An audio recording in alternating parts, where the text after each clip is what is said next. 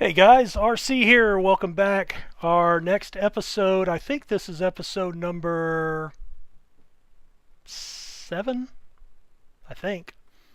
I don't remember. I forgot. Might be episode 6. Anyway, we're playing Football Manager 2017, and this is the Help a Yank Learn FM series that I decided to do to help myself out.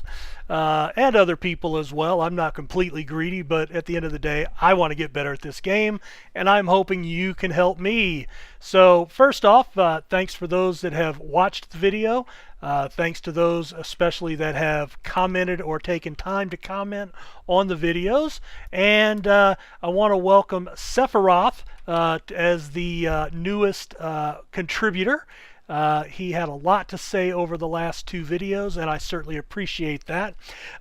Do keep in mind as we're doing this, this is for discussion. We all have different ideas on how to do things. We all have different ways of accomplishing the same thing, and as we say here in the States down south, there's more than one way to skin a cat, and basically what that means is there's more than one way to do whatever it is you're trying to do. So just because somebody has an idea, somebody else may not think that's a good idea, and doesn't mean that idea is not good or bad. Just means that somebody else had a different idea and a different way of getting there. So with that, let's dive in right here. All right, so I had actually started recording this, and I got a phone call that I had to take, but I will tell you up front, Sephiroth had made a comment about being unable to watch the first 4 episodes. I don't think it's that they were unwatchable. It was just the resolution was so low, like he said. You couldn't see the players' names real clear. You couldn't see exactly what was going on. But we are still at the beginning of the game. So no, Sephiroth, you have not lost much. By the way, I do like the Final Fantasy reference there with the name. So Sephiroth has dialed in, and he has put a lot of information, so it may actually take us a couple of videos to go through all this. So just FYI, I do try to keep the videos to about 30 minutes in length. Today I have dialed down my resolution a little bit from the last 2 videos, including the one that went up this morning. They went from about 20 or 25 minutes to upload to almost an hour and a half for the same length video. I do see that now they are showing up with the up to the 1080p high def option on there. So I've dialed my settings back just a little bit for this one to see if that helps shorten up the processing time to get it onto YouTube. But if it affects the quality too much, I will reset it back up to what they were yesterday and this morning. And so just bear with me in this video. I want to get it posted, and that way I can look at it and and we'll just, hopefully we can just go with it. But anyway, sorry about that. And honestly, all the videos that I've put up, the other day was the first mention of the resolution, so I don't know if it's got something to do with Football Manager itself, or just nobody else ever said anything. I don't know. But anyway, let's move on to the game. All right, so Sephiroth's first tip: don't look at the stars. Now, stars are not accurate at this level of football because your staff basically sucks. They don't have the ability to judge with any accuracy. Okay, so in most games there is like the fog of war that we talk about in a lot of games. And if we get into my game, we can look at my staff. And my assistant coach, Steve Ball, pretty nice guy, but as an assistant coach, his judging abilities is only 9 and 8. So not very good. Let me check around. 8 and 7... 6 and 5. So he's actually a 10-10. So Nick Harvey's actually better. So I wonder if there's a way when I am looking at my squad. Is there a way to use a different coach? Let's say that your assistant coach has some good ratings, or in a position like this, you just took over the team and really can't afford to buy out his contract right away. Is there a way to choose a different coach that will be the one to look at this at these star ratings? Is there a way to do that? I don't know the answer to that. Let's see, responsibilities,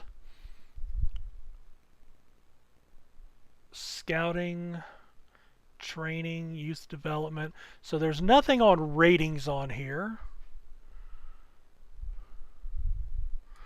Backroom advice.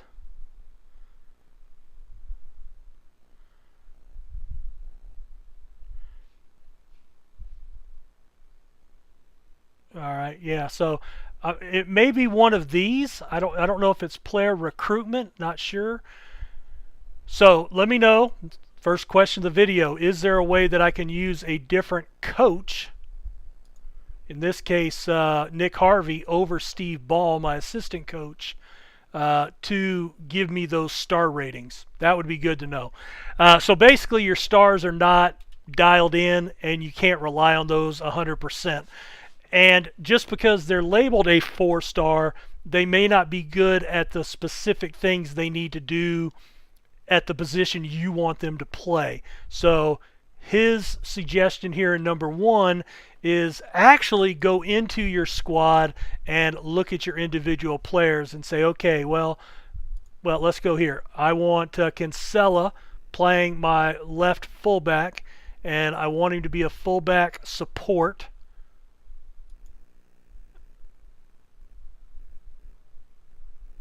Let's see, fullback. Oh, there we are. All right, so that's what I want him to be. So if we go onto his name, fullback,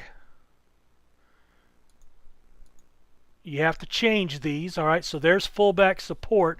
What can he do? Well, if you look over here, and this is not really good, but you can see some of these areas are highlighted. Some are this darker blue, and some are this whitish color. Okay, that's your primary and secondary, blue being primary, white being secondary. So if we look at his blues, stamina 14, anticipation 9, positioning and teamwork 11, work rate 10, tackling 10, marking 9, passing, and then his secondaries, crossing 8, passing 9, acceleration 11. So if we are playing him there, while he can play it well, it's not his best position. So let's flip him over to a defensive fullback, and you notice everything changes. So marking, tackling, stamina, strength. So he is a 3-star, well, 2-star currently, 3-star with 4-star potential by the coach, but his ratings are not that good. Stamina's okay, but not strong, below average determination. Positioning and teamwork, not horrible, I wouldn't think, for this level, but but marking, tackling's barely average, marking's a little low. So if you're going to play him here, you would have to probably train him in marking first, have him working on strength if that's something you can build up.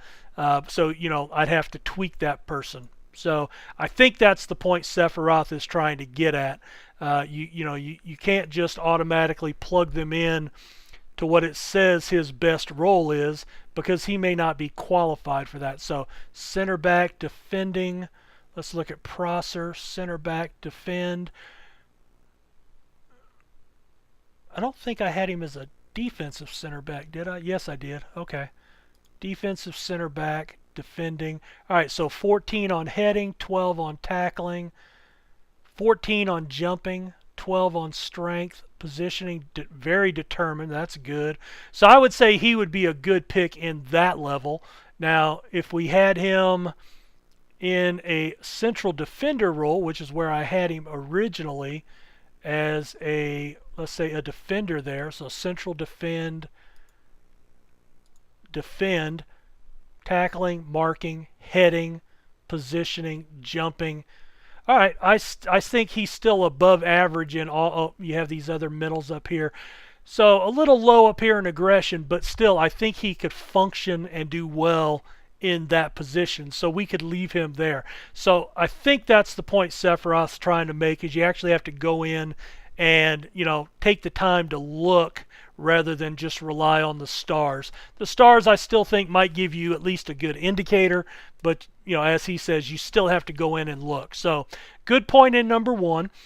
All right, number two, and this is where, take a second, I'm not pointing fingers here, but this is a community project. I am asking for help from the worldwide community of Football Manager players that may see this video, and the goal is to help me get better at the game, and not just me, but anybody else. So he says the way I set up my tactic is wonky. Well, I've moved it around a little bit, right? So originally, I think we were something like that. No, we had a defensive back here. Something like that. And what he said is that's wonky. Oh, I know what it was. He was back here. There we go. And the reason it's wonky is because I have Slater, Pike, and Kinsella in this example. Pike would not be there, but those are three guys are covering this left part of the field. On the right side, we only have O'Sullivan covering the entire field. Now, I would argue, and this is just an argument because what do I know? I mean, I'm the Yank here trying to help out. But if we have Brindley in an automatic wingback role, doesn't he make runs down? So he would be patrolling this right side as well. Just throwing that out there. And I'm pulling that from a video I saw yesterday where the guy had a kind of a weird formation. And in the midfield in particular, he had it set up like this, but these are not the same. But the middle three were in this kind of formation. And he had it set up to where his center mid would actually drop back, would play deeper, and go into a more defensive role.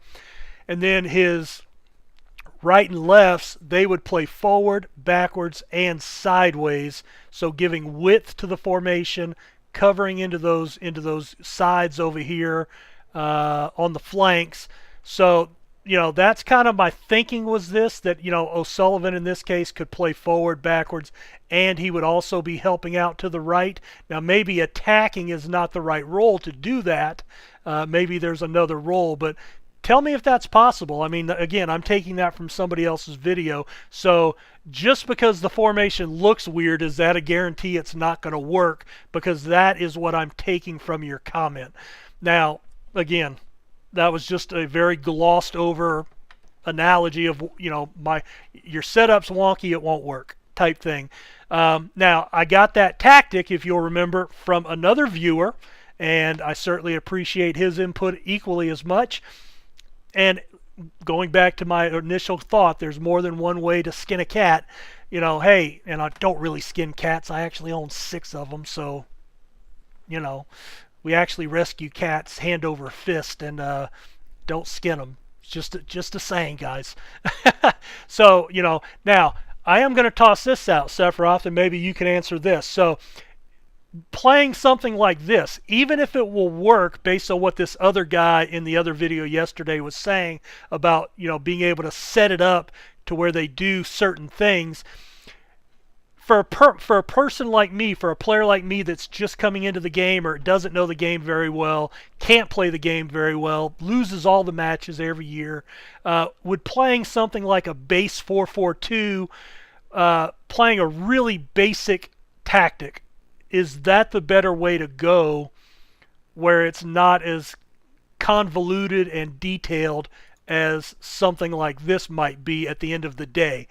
Now, Sephiroth does go on to say, and I have read this and I have heard this. Basically, you pick I'm assuming when you say module that you mean tactic. I am assuming that. And we know what happens when you assume things, so hopefully I'm right and I am not making a donkey out of myself here.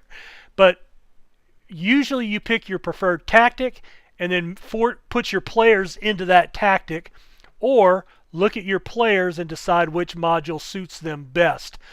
Which this was kind of attempting to do that, I think.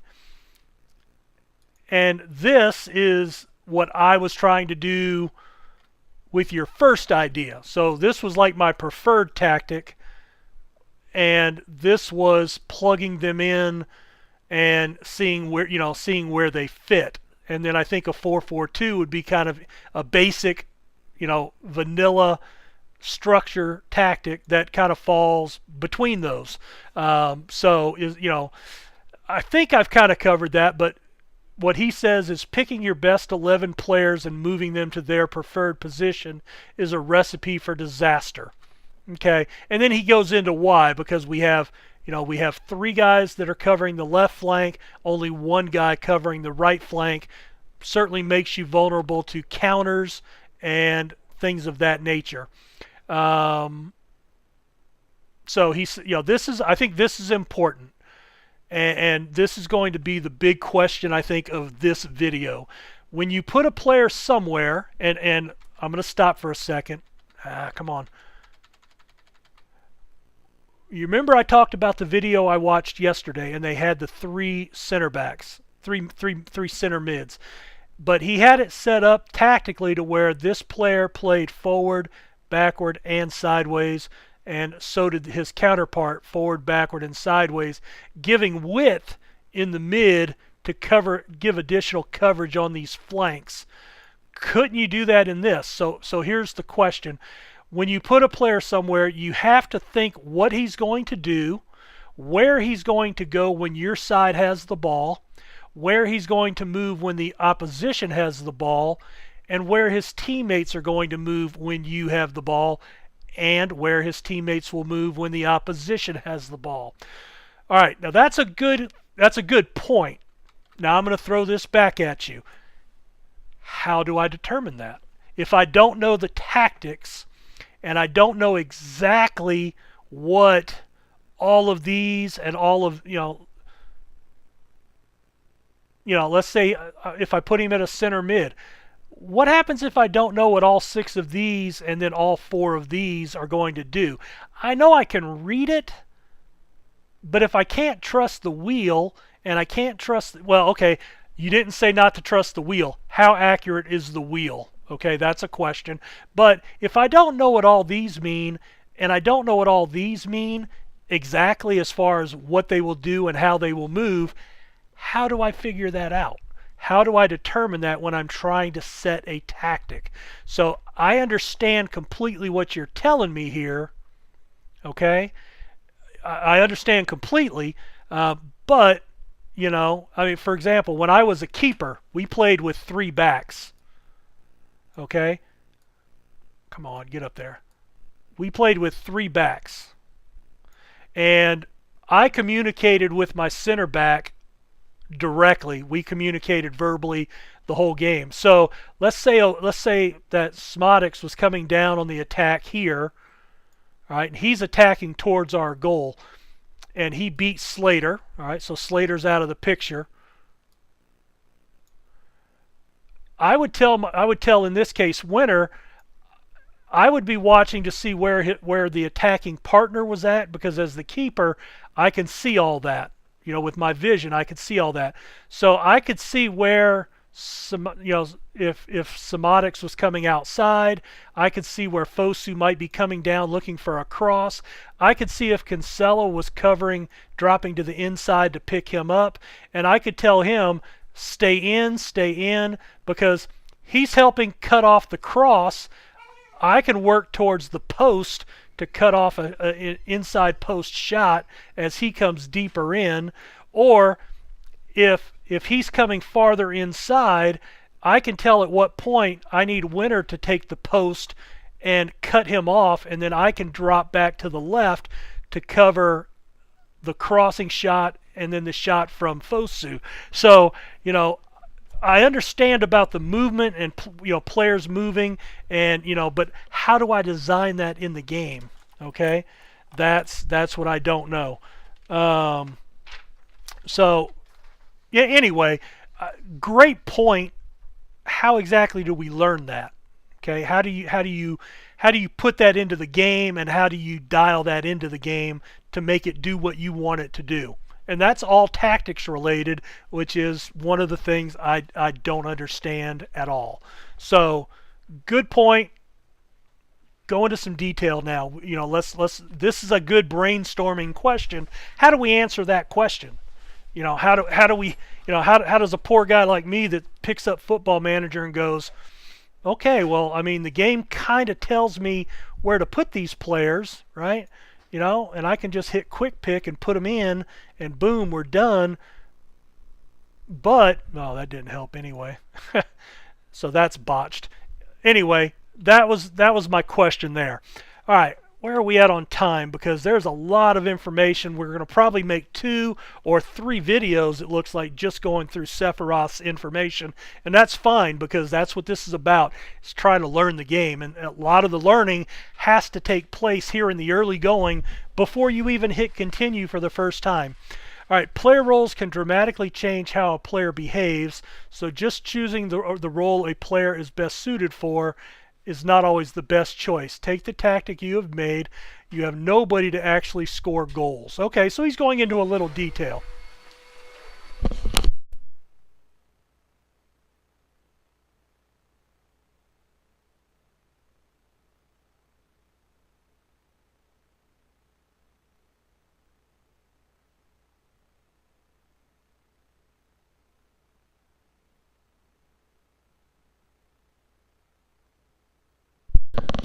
Sorry about that, guys. Hey, there's 3 things to do. Let's do the one that's going to make the most noise and affect what everybody else is doing first. All right. Anyway, chat talk with FM Yank. I'm going to add that to my watch later list. All right. So anyway, going back to Sephiroth. All right. So in your tactic that I made, you have nobody to actually score goals. Okay. You have an inside forward on support. Okay, that was 1, 4, 7, 8, 9, 10, 11. Where's Fosu here? Well, all right, that was my inside forward, but he was on support, right?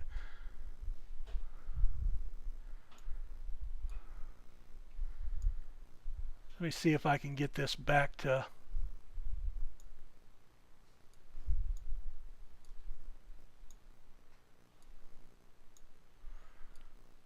right there. And I'm just using the quick pick to fill it in. Alright, so it's Somotics. Fosu's not in there now, but that's cool.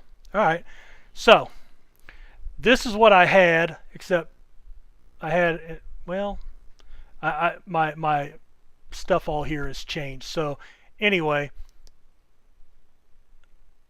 I didn't have anybody to score goals. You have an inside forward on support who will try to cut inside from the left wing, trying to draw one of the opposition out of the waiting area for crosses or long passes. All right, and you guys can read all this too. You actually have nobody to exploit the space and score goals. You have a defender as a stopper who's going to leave the defensive line to go and close down the opponent with the ball, and a ball-winning midfielder who's going to try to do the same thing. Okay, so I will concede that to you.